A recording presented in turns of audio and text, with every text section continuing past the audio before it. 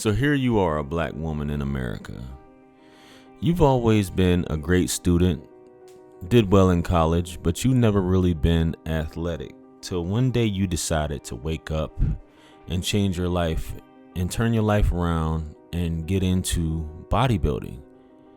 Once you started getting into bodybuilding, you noticed that things started changing. You started getting more attention. You actually started to get self-confidence and believe in yourself to the point where you figured that you would compete nationally. And once you started competing nationally, things went very well. You were ranking, some that you actually won. You're getting compliments, endorsements. You were getting this newfound attention and job opportunities from being this bodybuilder. Till one day, you become a personal trainer to help others work on their bodies and to achieve their dreams and build their confidence. So you keep rising up the ladder till one day you get your dream job at a gym on the Upper East Side of Manhattan, where you're actually a manager of other personal trainers. Now, this gym is a very prestigious location for upscale clientele. And here you are, a black female at that's managing other people, other personal trainers, including white men and women who are trainers.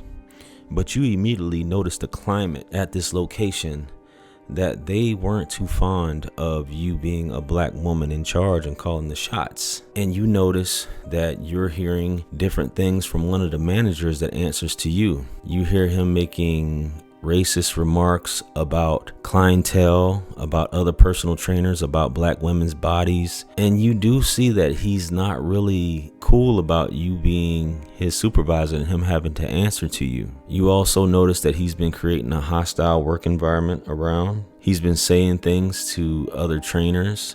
You've also noticed that some of the clientele that come in, they actually are pushed on the white trainers as opposed to the black trainers. You notice that some of the people are being harassed, and it's not really a good working environment. And this happens to cause a situation where you actually revert back to the disease of bulimia, which you suffered with your whole entire life, and made it worse. Now, throughout this time, you have been late at work numerous times because you currently live in Coney Island. And the commute from Coney Island to the Upper East Side is about 17 miles away. And it's not really the best distance, and you're not really good with time management. So you actually report some of the issues you've been having at work to upper management, and they in turn write you up and give you a warning because you noticing some of the injustices and blatant racism that go on. And then one day out the blue, they just fire you. And they say that you've been late a total of 47 times, so you got to go.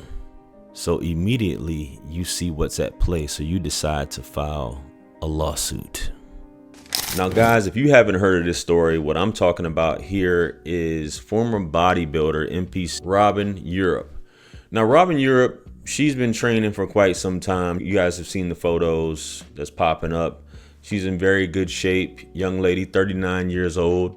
As I said, she suffered from bulimia. She was fired by the company, this gym, Equinox, or Equinox, however you want to pronounce it, which is an upscale gym that caters to upscale clientele. And you have personal trainers there of all walks of life. Being that this woman is in tip-top shape, probably in the top 1% of women in terms of how she is physically, she should know a thing or two. So gets eliminated within a matter of months. She gets eliminated for her tardiness, which nobody's doubting that. Her attorneys aren't doubting the fact that she was late several times. But you know, as some people say, well, they were late too. Some of the people that she was managing was late. But if you're a manager and you're late, how can you complain about the people under you being late? Do as I say, not as I do. Is that what goes on? But anyway, she took this to trial, suing Equinox. She had a case.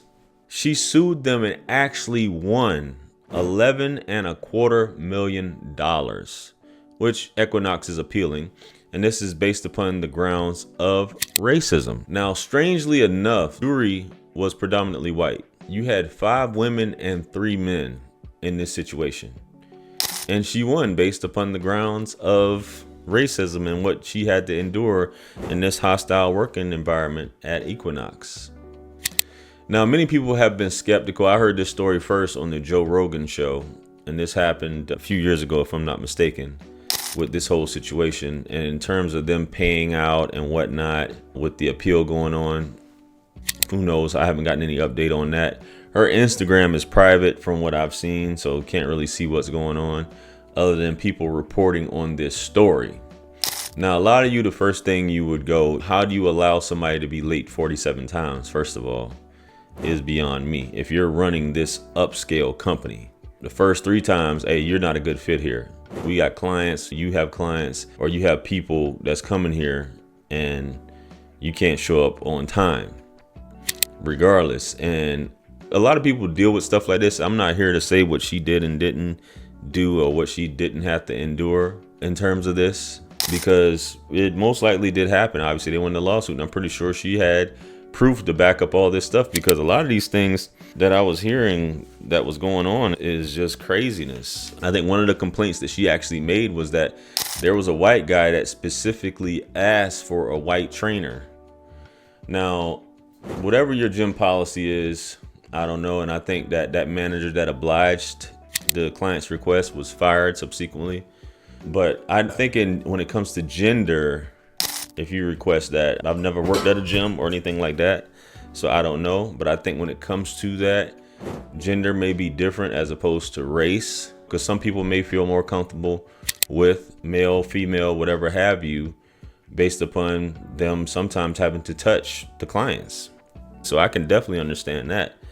But this whole stuff she had basically in her complaint, vulgar comments about black women and their bodies, giving clients to white trainers or diverting clients to white trainers, and the staff being harassed. So that tardiness wasn't really a thing.